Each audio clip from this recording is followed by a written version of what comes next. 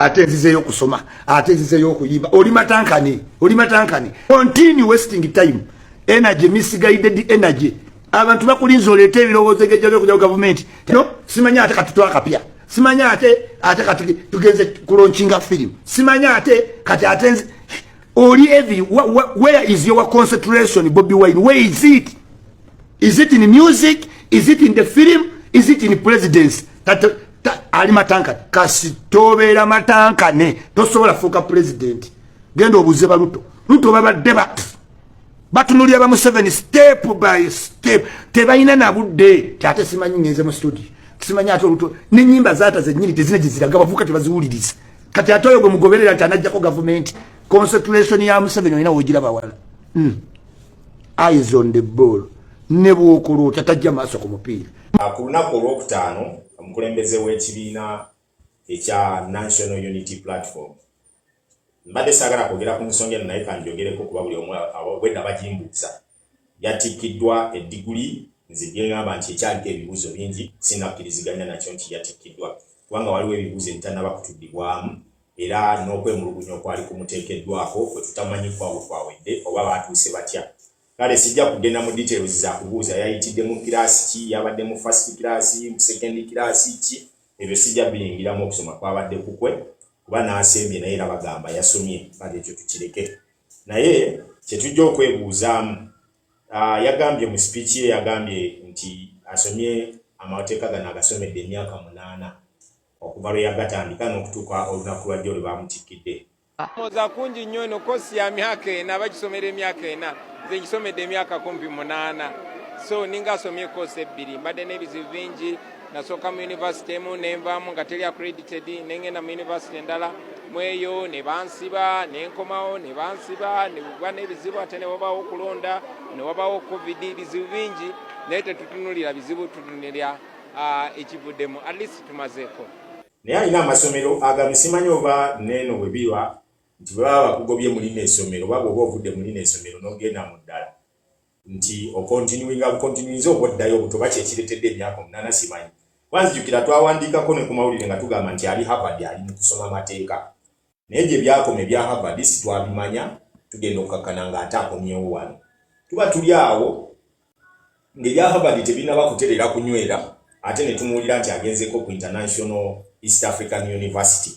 era nayo tetwategeera ngeri gye byavaayo bwe byakoma then okusibaga twamusanze ali mu Cavendish nga bakukuta okumuwa diguli afulume. Kale bye tujja okwetaaga okumanya obanze kale ekinneewuunyisa kye kino nti in a country where people claim that temulimu kye bayita rule of law ate weesanga abantu bali bize mu kusoma amateeka ag'omu nsi eyo gye bagamba nti teriimu mateeka nembuuza bagenda ga practicingira wa mu nsi eno oba bagenda ga practicingira mu nsi ndala. And on top of that era ne bakulaga nti in a country where there is no rule of law bakusanga era basanga bali bize bakilaiminga okugamba nti beetaaga okubeera nga amateeka gabayisa bulungi. Ewuunya nnyo ku last minute bw'onoosanga nga empapula z'omukulu ono ziriko ebibuuzo bingi nga bw'olaba bwe zaali ku nsonga ya diploma eri gye boogerako gundi ya MDD gy'alina. Era olw'okuba nti akimanyi yali ekyaliko ebibuuzo bingi nga tebyaggwa kye kimu ku bimuleetese okugamba nti ayongereko diguli eno esobole okuba ng'ebikka empapula za MDD ze yali asoose okwogerako not because nti yali tazisomye naye olw'okuba nti zaalimu ebibuuzo ennyingira gye yayingiramu na biki nga obukwakkulizo obwo obwalimu singa wanaabayo omuntu ali serious okukira ku mabirizi basobola omulemesa okugenda okwesimbawo n'atayimirira bwe banaakizuula nti nno ddala empapula ze zirimu okubuusabuusa. Kakati ayongedde atikka ate omugugu omulala ku mpapula ze kubanga era bw'otunuulira statement eyakoleddwa guest of honor ku kutikkirwa kwabwe minisita gwe babadde baleese bali omu nsi yagambye nti I congratulate kanji basomere bulungi nnyo kubangi irina wano yagambye nti I congratulate Bobby Wine si eno I take the opportunity to congratulate Bobby Wine maybe after his LDC gyalina okugenda asoma emyaka emirala 2 okukakasiza ddala nti basobola okumuwa practicing certificate ey'amateeka then we shall consider him in the Attorney General's office that is the ICT Minister, Chris Malyomunsi, said after the opposition NUP party leader graduated from Cavendish University Law School on August 8th, 2024. Lwaki yasigadde ataddeko obukwakulizo buno. We shall consider you or him in the Attorney General's office. Lwaki? Kubanga naye nabo benyini yadde yazze okutikkirwa naye tebamanyi obulipo obuli mu mpapula ze zino. We are not demeaning him, wabula kyetugezaako okwagala tuleme kubeera nga tuwoza engoye zaffe bulungi ate ne tuzaanika mu ttaka. Kubanga era bw'otunuulira emitendera egigobererwa n'obubonero obugobererwa okujjako era nga bwe tugamba nti it is Cavendish University nga yeeyo. But if we are to consider the maxes ezigabirwa oba omuntu z'asinziirako naddala abagenda okusoma law, sincerely speaking, I don't think nti omukulu ono asobola okuqualifyinga bwe baba nga baakigoberedde mu mazima. Bino bye nawuliddemu bye mpulirako nti simanyi ensimbi ezikwatibwa mu meka zaateereddwayo to promote the whatever diguli abantu bagitegere bulungi, ebyo sijja biyingiramu, katubireke tujja bisinkana olunaku olulala. Mu parliamentary system of government baawula ekitiibwa n'obuyinza. Mu presidential system of governance obuyinza n'ekitiibwa bubeera mu ntebe ya president. Mu parliamentary obuyinza bubeera mu head of state, prime minister, ate ekitiibwa ne kibeera mu president. Bateekawo president ow'ekitiibwa. Ennaku zino batandise okyogera neŋŋamba nti Museveni tatutwala mu mbeera nti ye ayagala tulonde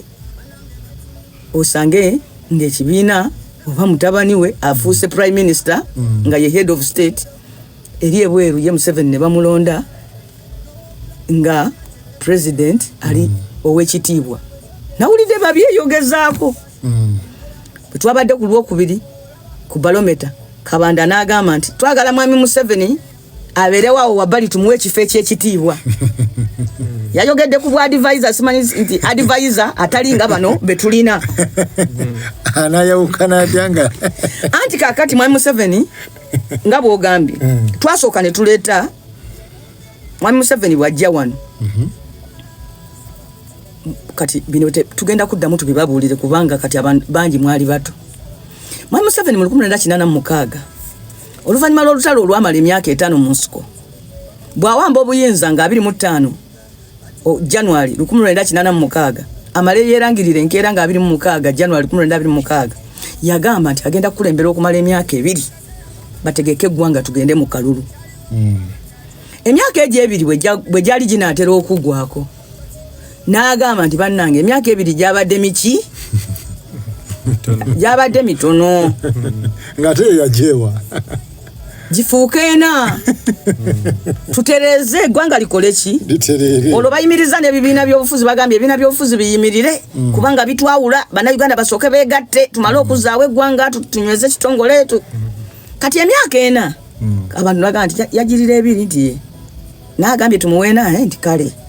kati babikolanga by statutory notice number kati nibakolayo etteeka eddala notice endala nti bannange gavumenti eno yakumala emyaka 4. Emyaka 4 giba ginaatera okuggwako ne batuuza olukiiko baluyitanga NRC, National Resistance Council, mu kifo kya parliament waliwo olukiiko nga baluyita NRC, National Resistance Council. Amateeka agakolwanga olukiiko olwo nga baluyita nga bagayita statute. So gana agakolwa parliament mwendi bagayita act. Gali bagayitanga statute. Statute ge mateeka agakolwa parliament erimu abamu ku bantu abamu abagituulamu oba bonna nga si balonde. Kubanga mwali musimanyi bannansiko, simanyi mwalimu baani. Museveni nga sebo Museveni ye speaker wa parliament. Nga vice chairman wa NRM Kigongo ye deputy speaker. Era bange lisinga ye Museveni nga speaker teyagenda nga mu parliament kugikubiriza. Parliament yagirekera Kigongo. Nga Kigongo yagikubiriza. Wendi kubulira ebya speaker Kigongo naye oli gwawo ekigongo ebyo si bye byatulese. kati batulamu NRC bagamba bannange twagala tuwandike constitution empya eno bote je yale kambi kakati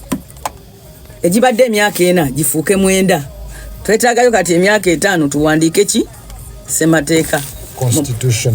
mu parliament mwalimu omusajja omu yali akiikirira Kampala Central bali bamuyita Ziritwawula ne Ziritwawula asituka alangirira nti oba kweyongeza myaka nze nfulumye agenda tunule mabega ngali bwatya ngali bwana munigina era yafuluma bwomu ne guno gujwa buli naku weberayo okulonda afuba yesimbewo netaddanga mu kuwangula mwatu ate yatuka esera n'agamba nzizeemu negase ku Museveni Ziritwawula Ziritwawula bwafuluma Museveni yayongeza emyaka 5 eyagirira 2 ne gifuuka 4 ne gifuuka 9 ne tuyingira mu kukola semateeka mbutufu semateeka yakolwa era semateeka olwaggwa ne bateekawo okulonda mu semateeka oyo mwalimu ekigamba nti president wa Uganda tuli mu presidential system president yesimbawo yabeera obuyinza buli muntu amukubaka akalulu ekyokubiri nti president ajja malanga ku bukulembeze ebisanja 2 eby'emyaka 5 nti ateekwa okumalanga emyaka 5 ne tuddamu ne tulonda naye 5 egyo bwe gigwako egyo mulundi ogwokubiri teyeyongera ebisanja 2 ebisanja 2 kati mwami Museveni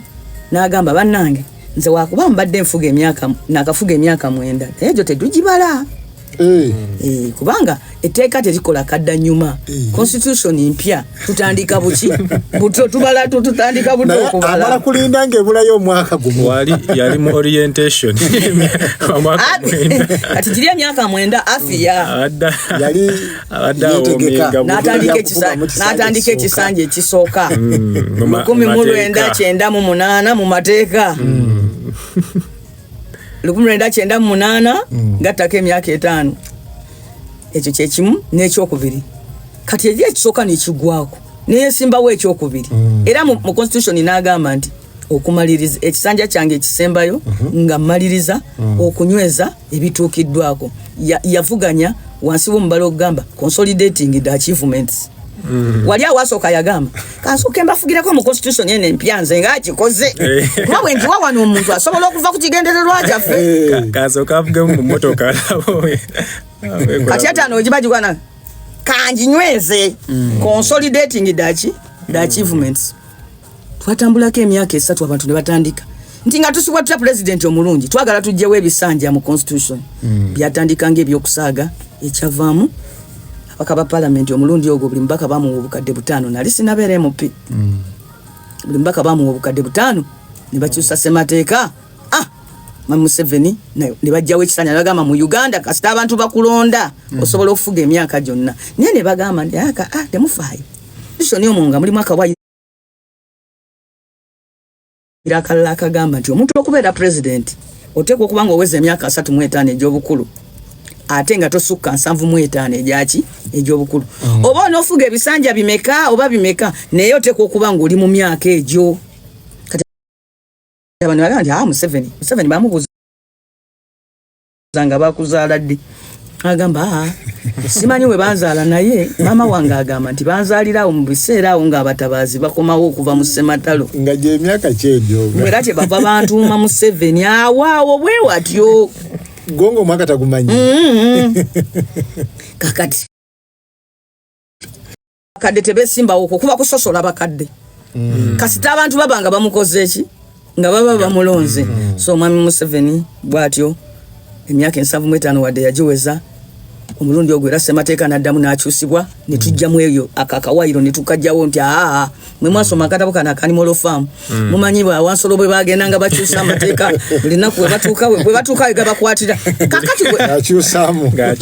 we tutuuse mwami Museveni Katonda atuse ku kkomo lya Katonda ndowooza desirimiti kino tekiri mu constitution Museveni tanabatuuka mu myaka gye baweeramu omukozi wa gavumenti kuba Museveni kati bwafa bagamba awumuddera tukola bagiyita kucelebrating okuziika tuba tucelebratinga ki bulamu bwe togenda ngako okuziika ne bagamba banaye tuze kwebaza Katonda munafu emyaka gyakoze kikuba ne Bible egamba nti emyaka gy'omusajja ginabanga 7 nti naye bwana alwanyisanga n'amaanyi ne giba 8 ati byombi abituuseeko naye madam tikyaliwo abakola bukozi nsobi ne bagamba celebrating untimely death ebawaddiya nga untimely ya myaka 96 ne Museveni ndowooza ekigamba ne timely death kyaliwadde kigamba nti omuntu afiiridde mu maanyi naye omuntu ku myaka 9 aba tafiiridde mu ki mu maanyi naye olw'okuba nti eri emagombe gye tugenda gye tulibeera emyaka 10 n'ekyenda kibeera anetimule so Mwami Museveni ku ssaawa eno ali mu kulwana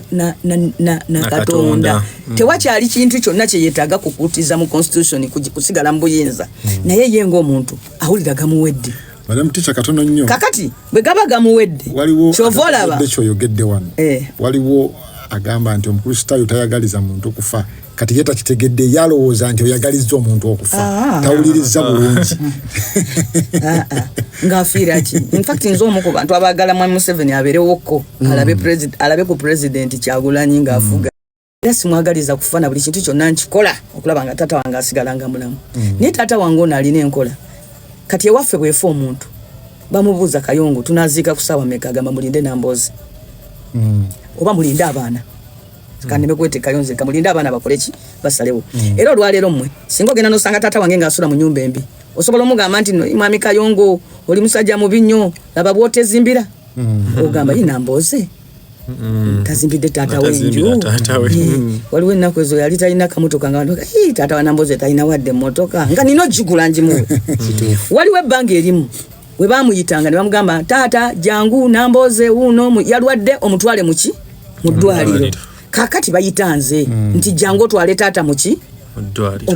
obuvunaanyizibwa Katonda yabukyusiza ewaffe awaka taata wange bwe yenkana Mwami Museveni naye obuyinza bwawaka tewabaddewo meeting tewaliwo ki naye obuyinza bwakyuka bukyusi ye yatunoonyezanga school fees eyatutwalanga mu ddwaliro eyatuguliranga engoye eyafangayo okulaba nga tulina we tusula nga tulina kye tulya kakati ffe tulina okugamba taata alidde ki taata agenze mu ddwaliro batuyita olusi ne mu bintu nga bino mmanyi mujje taata uno yaganye okumira eddagala olidde ne tugenda tumwaba ssebo jalimira oba ne bamugamba situkogende mu ddwaliro nagamba sijja genda